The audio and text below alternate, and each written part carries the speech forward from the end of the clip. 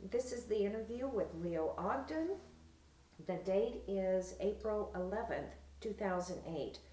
Thanks, Leo, and really appreciate you doing this for us.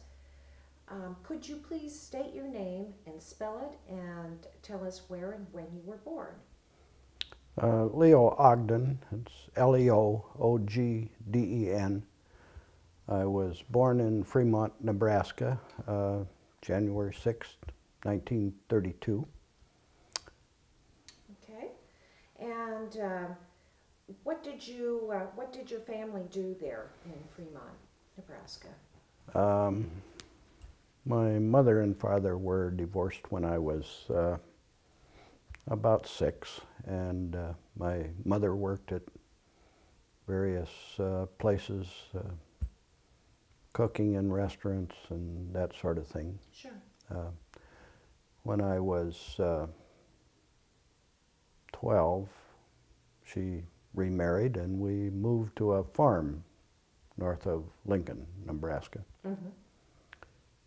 And then I started high school in Wahoo, and we moved to Sloan, Nebraska, or Sloan, Iowa, on a farm. Mm-hmm. And I went to school there for a year, and we moved to a suburb of Sioux City, where I finished my high school. Okay. And during your high school years, did you work? Did you have a job outside of going to school? No, I worked at home on the farm. Okay. There's always a lot of work to do. Yep. And you, when you were in high school, you joined the reserves, is that right? Yeah, my senior year in high school, I joined the Naval Reserve in Sioux City. And how did that happen? well, my older sister's husband was a career Navy man, and I visited them several times in the summer when they were stationed in the States, and I just thought it would be a good thing to do. Mm-hmm. So I joined the reserves. And this was about 1949? Yeah. Yeah, okay. Yes. Mm-hmm. Okay. And what did you do in the reserves? What was that like for a young man? Well, they tried to teach us some marching skills, and basically that sort of thing, just acclimating you to the Navy. Mm-hmm. And so I actually, when I joined the Navy, I had one step up on a lot of the guys in boot camp. Oh, yeah. Knew some things they didn't. Mm-hmm. Mm-hmm. But that's what we did. We learned to march and learned to do close order drill in the reserve meetings mostly. Uh-huh. The meetings were held every month or? Once a week, as I recall, Okay. in the evening. Mm-hmm. And after you graduated from high school, what did you do then? Well, I went to work at Cudahy Packing Company in Sioux City, and worked there for, I don't know, a little over a month. Got pneumonia, recovered from that, and the Korean War was declared, and I volunteered for the Navy because I knew if I didn't, I'd get drafted. Yeah. So. When you signed up, when you volunteered, you had a better idea than most, as you stated, what you were in for. But what's going through your mind at this point? Well, I went to Omaha, as I mentioned, to be inducted, and there were 26 of us that they put on a train to San Diego, put one of the 26 guys in charge of us, and we were off by ourselves. Most of us had never been away from home. Mm-hmm. And I guess we were all a little frightened of what was going to happen. My wife often asks, you know, you're 18 years old, weren't you scared? Yeah, was. Yeah. We stopped at the train stop in some town in Wyoming, and one of the guys, they were going to be there. Probably they were taking on water for the boiler. And one of the guys thought he'd run across the street and get something. And he didn't get back before the train left.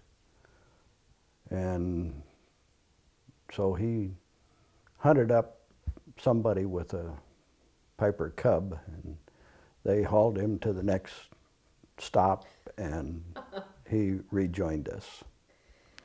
We had some interesting times. That was a lucky thing on his part, wasn't it? Well, yeah, and pretty resourceful, Yeah. I thought. Yeah, exactly. So how long did it take you to get from Omaha to? Oh, gosh. I don't remember exactly. It was probably in the neighborhood of 3-4 days. Mm-hmm. And during that time, you had one of the other recruits that was in charge of you. Mm-hmm. So, I think he had been in the reserves also. He was a little older than most of us, and had been in the reserves for some time. So was 18 about the average age? Were they all pretty young? Pretty much. There were a couple of guys that were a little older, but I think the one who was in charge of us was probably 23, 24. Mm-hmm. So he wasn't terribly old either. Yeah. So you get to the base, and then what happens? Well, they were busy at the time trying to assimilate all these guys from the western half of the country. And so we were put in a company that was just forming and waiting. And so we did the various cleanup things around the base, like picking up cigarette butts and that sort of thing. And once they had, I think it was 85 of us together, then they formed a company, and we started our military training. And that's your basic training there. Yeah, we had, I think, it was supposed to be 12 weeks that we spent at boot camp, but because of the rush to try and get people out in the fleet, they had reduced that to 10 weeks. And what did your basic training consist of? Marching, basic seamanship. Which is? Explain that to me. Well, it's kind of like driving a car on the road. There are certain rules, and they have the same or similar kinds of rules for ships, Mm-hmm. boats, and we had a lot of that. We got fire suppression training, some minimal training on how to escape a submarine if it was damaged and couldn't surface. Not a lot of training in that regard, but some exposure, I guess. Just those kinds of things to give you some idea of what might occur. What's the mood in the basic training? You know that our country is in war, you know that there's a chance that you may be shipped over there.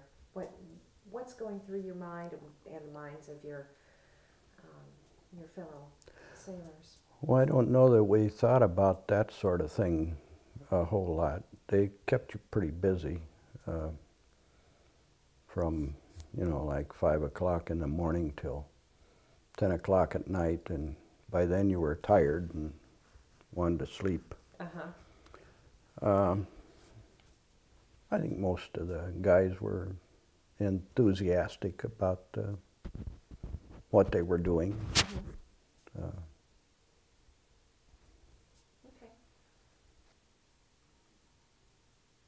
Okay, after basic training, then what did you do? Well, the Navy at the time gave each recruit a number of tests, paper and pencil type things. And then they kind of decided on the basis of test scores and some background, what you may have done in civilian life. They'd make decisions about what they wanted to do with you. I had and one other fellow out of our company and I were recommended to go to flight school, learn to fly. I also knew I had the option of going to electronics school. And while I would like to have learned to fly, I thought, well, go to electronics school and learn a trade. So that's where I went. Wasn't particularly happy about it. Why is that? Knowing something about the Navy from my visiting with my brother-in-law, I had decided I wanted to be a storekeeper. Don't ask me why. I thought I would like to, but the Navy didn't see fit to do that with me. A storekeeper? Yeah, well, they take care of all the stores. Okay. And divvy them out to the bakery or the galley or where, you know, that kind of thing.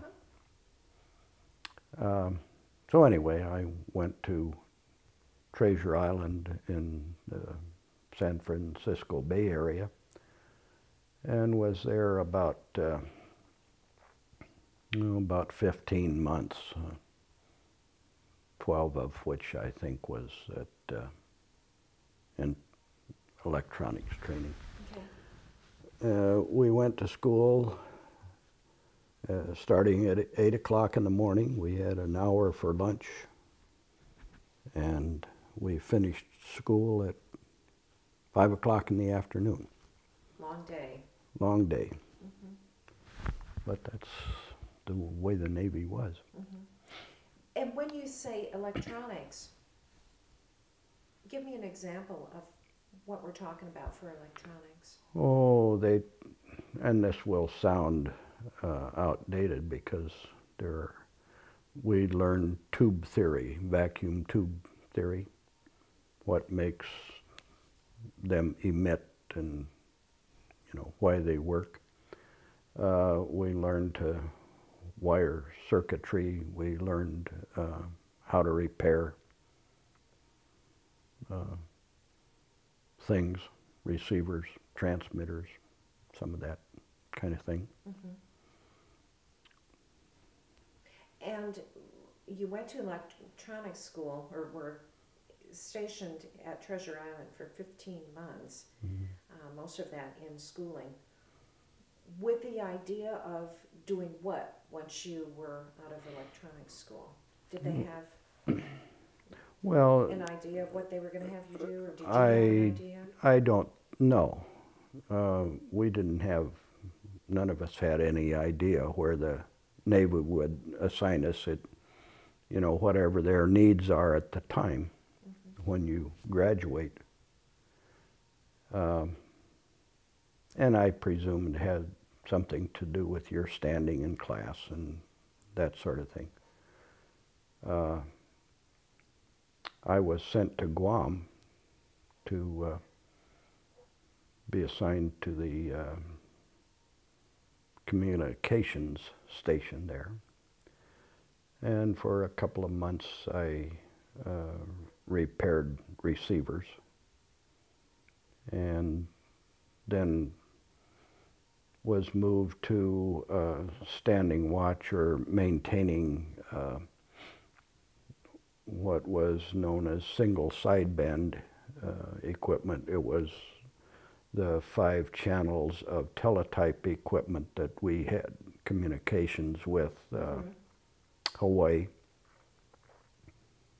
And teletype is the... Well, it was very much like a typewriter, although it was electrically controlled. And that's the way they communicated. Okay. And Now, this may be a silly question, but is it connected with cable or wire? You know, or is it wireless at this time? It's wireless. It's okay. like radio waves. Sure. Okay. Okay. Tell me about when you went to Guam. About how your trip over there, and what your thoughts were when you first arrived. Well, there were a group of us, probably, maybe as many as 5,000 guys, not all of them Navy people. There were, we had a group of Air Force people and Marines and Army on the ship. There was a troop transport. We went to Hawaii and spent a couple of days in Pearl Harbor, which was fun. My sister and her husband were stationed at Pearl at the time, so I could see them. And then we went on to Guam from there. As I recall, it took about 15 days, all told. And this is the first time you've ever been on a ship. Yes. How did that go? Oh, it was fine. The guys in the Navy had an unwritten rule that you never volunteered for anything. But they were looking for somebody to work in the library for the civilian passengers, and there were a number of dependent wives and some children and that sort of thing. And they had a small library on the ship. Well, I volunteered, and so I got to spend my days up above decks and could partake of the sun as well as handing out books and checking them back in, which I thought ended up being a lot more fun than scrubbing decks and whatever. Undoubtedly. So that was one time it worked out pretty well. Mm-hmm. So you reach Guam, and what are your initial thoughts of the island? What did it look like? Well, it's very different than anything I had seen. The palm trees and jungle undergrowth. I think the thing that struck me most about traveling in the Navy to different countries was the odor as you got close to the different countries or places. And Guam had a very distinct odor. I suppose it was the result of the jungle and rotting material and that kind of thing. I know I had the same or similar impression when I went to Japan. It was very different, but those were the kinds of things that struck me. And once you reached Guam, where did you go? Well, there were a number of different bases on Guam, and I was assigned to the receiver site for the communication station. We lived in Quonset huts that only had screen in the end of them. They didn't. There was canvas that you could roll down if weather got to be really inclement. And we rode a bus to, not a bus, it was like a fifth wheel truck that had seats in the back and that took us to the actual work site, which was about a mile away from the main part of the base. Give me an example of what your daily routine would be like, and when you got to work. When I got to work, the first couple of months, as I said, I was repairing receivers, and it was just a matter of sitting at a workbench and testing them to see if they had problems, and if they did, trying to figure out what the problem was and repair it. They were very different in those days. And then after you were finished with work for the day, you would go back to the base? Yeah, we'd go back and have dinner. You'd wash clothes in a bucket. They had an outdoor theater, had called it a slop shoot, where they served drinks and soft drinks, and had a couple of bowling lanes, had some ping pong tables. So there, there was that kind of thing to do. We spent a lot of time swimming. Did they have a pool, or did you swim? Oh in the no, ocean? you swam in the ocean. It was about a 2-mile walk to the bluff that you then worked your way down to the water. And fortunately, we had a beautiful place to swim. It was a small bay with a coral reef across it, or across the opening, so that large fish like sharks couldn't get into it. Small fish could.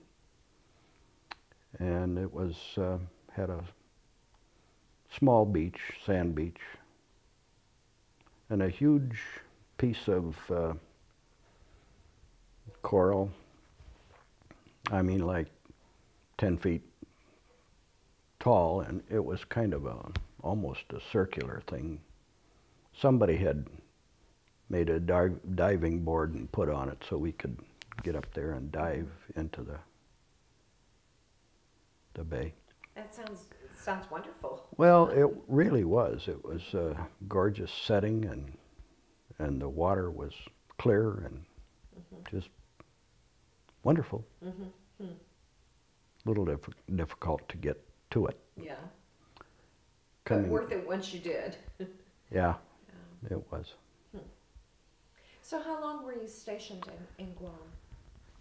Oh, I was there about 17 months. Okay. And the Navy at the time was developing a guided missile school on the West Coast.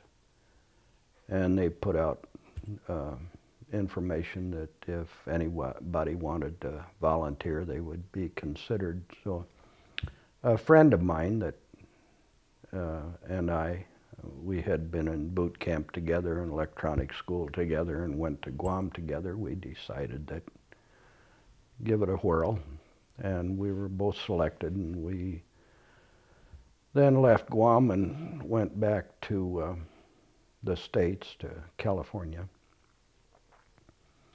to just a newly opened base called Point Magoo. It was a naval air missile test center. And where is that? It was about 65 miles north of Los Angeles, Okay. on the coast.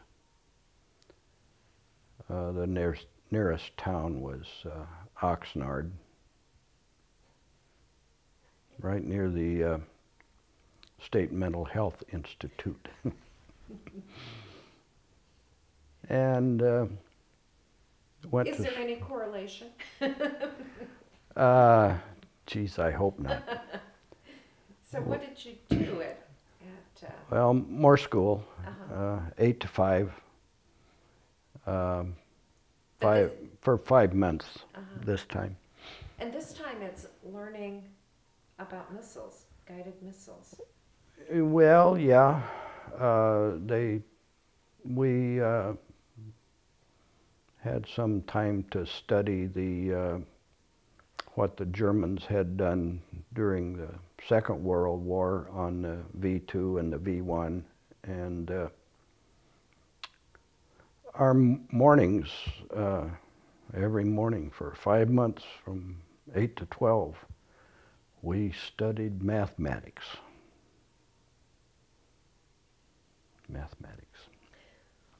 And then in the afternoons you'd broaden out and study some about various concepts of missiles, and just that's what we did. Mm-hmm. And we had homework. Several of us got to taking our homework and going to a bar in Oxnard and sitting in a back booth doing our homework and drinking beer. Passed the time. Passed the time, and probably didn't hurt your grade any either. No. So tell me about your first experience with actually seeing or handling or hands-on with a missile. Well, when I finished the schooling there, they were forming a company called, at the time, Guided Missile Test Group 1. And it was right on the base in a hangar. And we had a couple of Regulus missiles, which was a surface-to-surface missile that we mostly could fool around with. Really? And learn about, take some parts off that you could. And from there, periodically, a small group of us would be sent to Edwards Air Force Base, where the manufacturer of the Regulus had a hangar and did most of their development work, and we then for a week or two would work alongside the civilian people. Mm-hmm. And we would launch some missiles from there, and then aircraft would fly them to their destination and bring them back and land them. The development missiles had retractable landing gear once they were, well, later we took 3 of them to the fleet, and they didn't have landing gear. Mm-hmm. But Yeah, Leo, how big are these Regulus missiles? well, they looked very much like a cigar. They had an air intake in the center of the nose, and an exhaust in the center of the tail. Wings that were really quite stubby. They were probably 10 feet long and swept back slightly. And a rudder, and that was kind of the protrusions from the fuselage. It was probably, boy, and I'm guessing, 20 to 25 feet long. Mm-hmm. And at the widest, they were oval shaped, probably, I'm guessing 5 feet in diameter across the widest part. Mm-hmm. Now this is, when we were talking about this earlier, you were saying that these missiles, the ones that were used for training,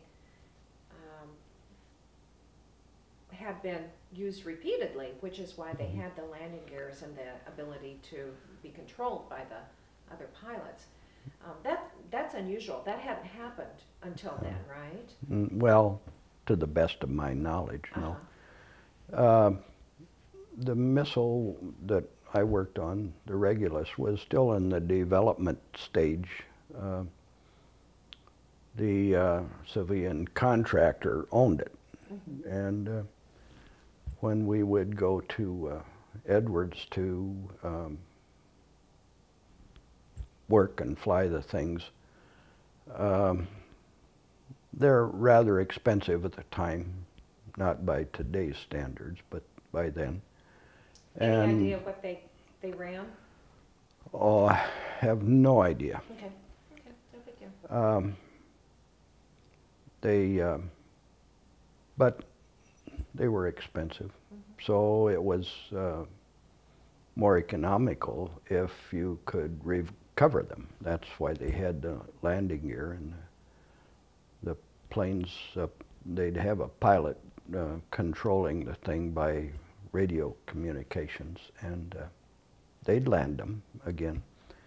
Not always successfully, but we had one missile that as I recall, it was called Old Number 17, and I think it flew successfully 13 or 14 times, which was really quite amazing. Some of them made 1 or 2, and some of them didn't make any. Mm-hmm. And your job working on these missiles was? I worked on the autopilot and the radio control part of the thing. Although we all pretty much helped with all the duties. There was generally about a 5-man team that prepared the missile for launch and launched it, and we tried to, there were air bottles to be pressurized, and they had air bottles are, well, they used them to run the elevators and the rudder and some of those kinds of things in flight.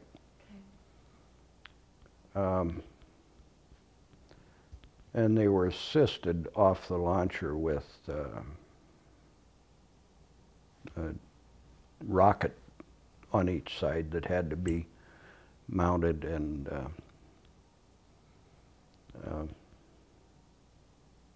aligned so that they would operate properly. And then did they Then drop they were, away? yeah, they were Okay. ejected after they had their burn time. And some parts of those were recovered and sent back to the factory for refurbishing. And you said this missile that you were working on was designed to carry an atomic warhead? Mm-hmm. And did they ever do that, to your knowledge, or? Not with our missiles. There were they were trying on a variety of different kinds of ships to figure out how best to deliver the missile. It had a range of I don't know, 500-600 miles, so it was not a long-range thing. It had a jet engine, just like a lot of jets we have flying. So they were trying to figure out how they could deliver those the missile to a within a certain distance of a target. And they put in, we installed cabling and control units on one aircraft carrier, one cruiser, and I think 2 submarines. They had, on the subs, they had a big tube that sat on was fastened to the deck in front of the conning tower, and when they got ready to launch the thing, the end cap would be folded up and run out on tracks, and the launcher raised and fired. And at one point, I guess they were far enough along, they wanted to see if the missile could actually be functional within or in the fleet. So there was a team of us went aboard the aircraft carrier Hancock and went to Westpac or Japan, Philippines for 8 months. We took 3 missiles with us and fired 2 of them while we were out there showing off, I guess, you know. But I was going to say, at anything in particular, was there a target? Or? yeah, they had some. They had been doing some atomic detonations in several of the atolls in the Pacific, and they had old ships sitting around, anchored, and we fired 2 of the missiles at those, just practice kinds of things to see how it went for launching off the carrier and for controlling it with the aircraft and whether it would function properly. Tell me about that. That's fascinating. How did that? What was your job, and what were you doing when this was getting ready to launch? Well, as I said, my job was to align the autopilot and make final checks before the missile was launched. I sat a lot on a wing with a panel open on the side of the thing until just the last minute or so, and I closed the panel and got off the wing, and then they would fire it. and it was fired. It sat on a rack that was elevated about 23 degrees, I think, and it was fired with the catapult just like the aircraft were, and with full throttle, and away it went. And could you see it hit its target, or? Oh, no, was it, no, you were it way, was way, way too far away for that. That had to be a little nerve-wracking when you're in charge of the autopilot and making those adjustments. What's going through your mind at that time? Making sure I get off the wing before they trigger the cat. No, that's... It was an interesting time. We didn't have our small team. I think there was one officer and 2 chief petty officers and 2 first class.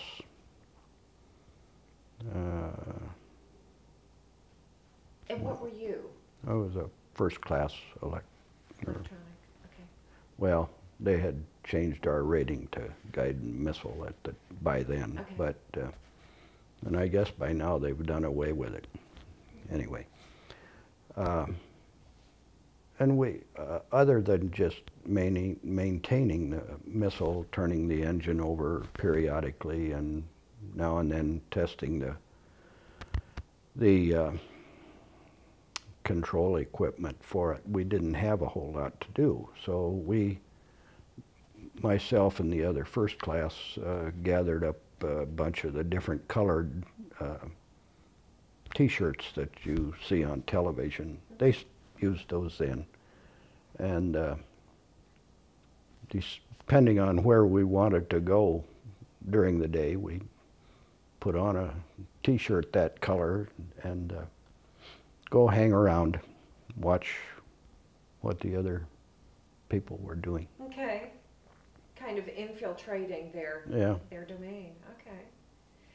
Did you guys have a sense that you were on the cutting edge of technology working with this? Did you know? I don't think so. Well, you were aware that it was new and different, but I don't know whether we were really aware that it would ever amount to anything. It has, but I don't know. During this time, Leo, what's going on in Korea? Was the war over by then? Oh, no. Okay. No, So no. this is still... It was still going on. That was in early 95 when we went to Westpac with, I think there were 3 other carriers and the Hancock and supporting ships. And the fighters would fly missions over Korea and supporting troops and bombing things. So no, it was still going on. But, you know, I wasn't in any danger from You didn't feel any threat? No. Okay. I felt more threat when I was on Guam. There were still about 8 Japanese soldiers from World War II were hiding out in the jungle, and periodically somebody would get killed by one of them. our government tried any number of ways to get them to come in, you know, telling them, dropping leaflets in Japanese and trying to convince them that the war was over and they weren't going to be hurt.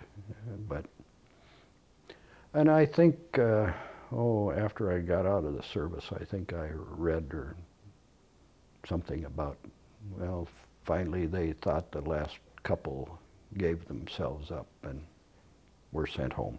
That's amazing.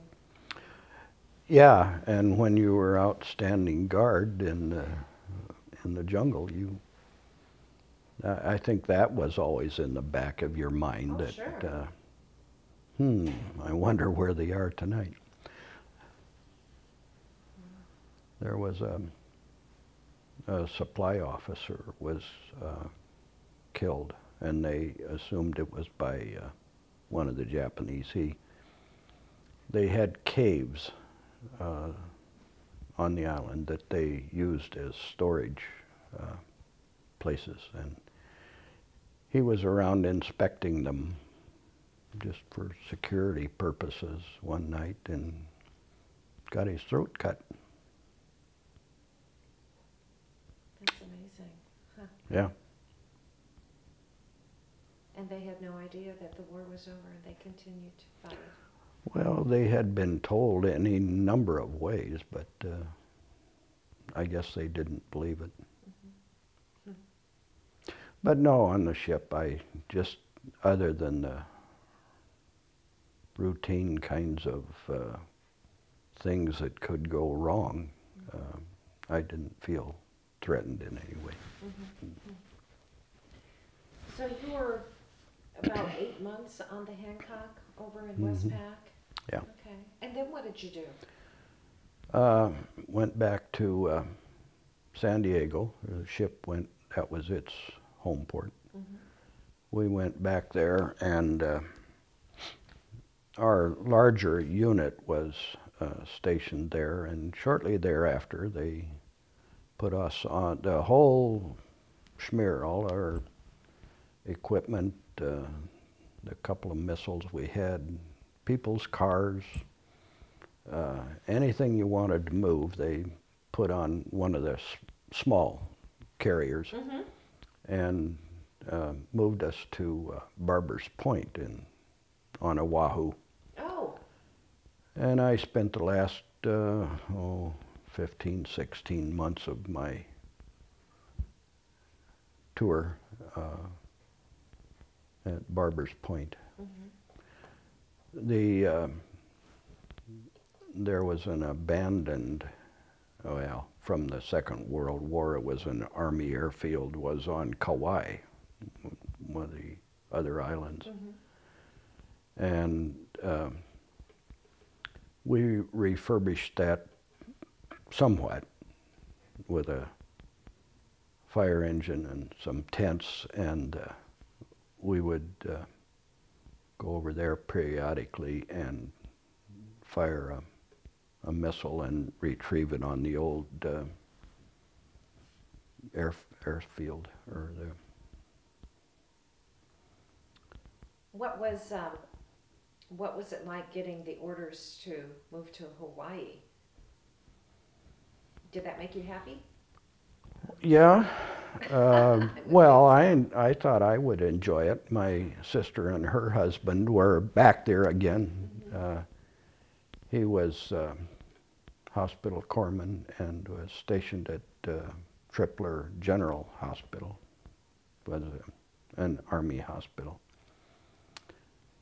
So I had acquaintances and relatives, and so it was easier for me to move, and everybody wanted to go to Hawaii. Sure.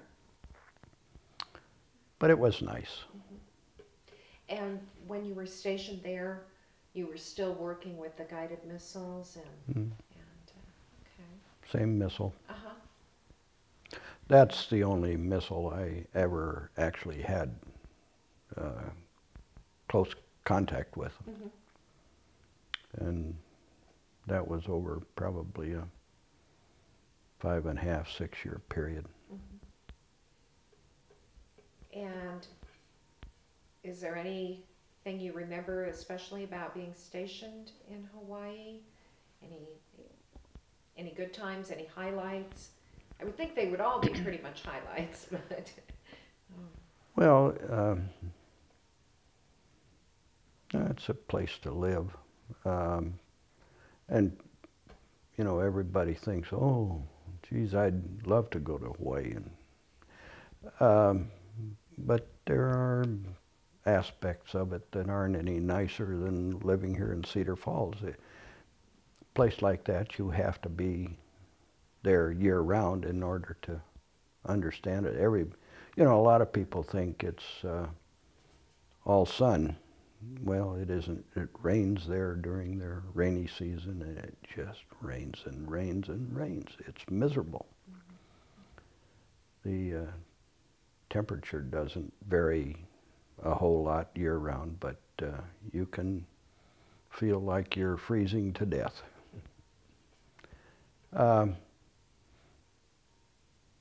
No,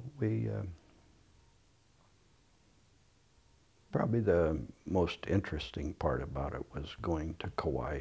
There was a small station of Coast Guard there, and we played a lot of softball with them and the natives. And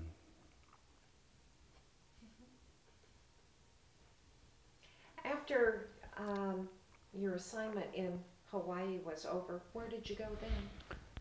I was flown back to Treasure Island, which was a receiving station, and was discharged from there. Oh, okay. Okay. And then what did you do after you were discharged? Went home to Sioux City, got married, and started college. Okay. And what did you do with your career? You went to college for? Well, I thought I was never particularly excited about electronics. I didn't care about it. And I thought I'd get out of the Navy and become a school teacher, a history teacher. Mm-hmm. And I spent a couple of weeks in a couple of education classes and decided that wasn't what I really wanted to do. So I majored in psychology and sociology, and when I finished there, I went to University of South Dakota at Vermilion and got a master's degree in psychology. And then came to Waterloo and took a job with the county superintendent of schools. Okay. And worked for Area 7 for about 32 years. Put your time in there too, didn't you? Yes. Uh-huh.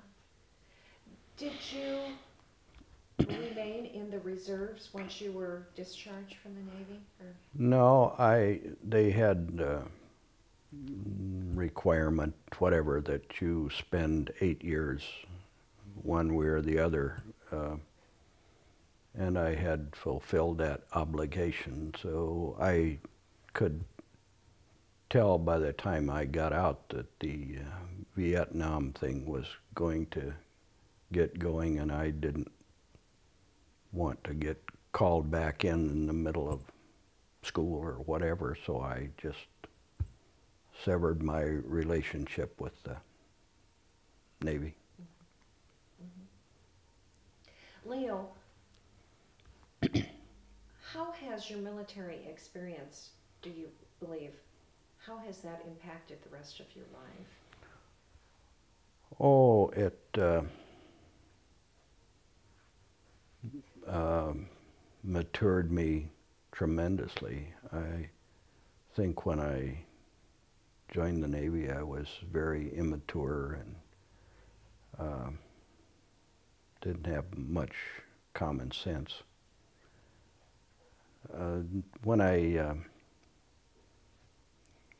got out and started school at Morningside, I became acquainted with a kid my age that had been in the Army, and he had started Morningside before and had just failed royally. But it wasn't because he was not smart enough to do it, because when he returned from his military experience, he achieved good grades. He did just fine. And I think that's the kind of thing that the military does for people. It teaches them responsibility and discipline and that kind of thing. Mm-hmm. And I think it did the same thing for me. Mm-hmm. Had I gone to college right out of high school, I would have failed miserably also. Mm-hmm.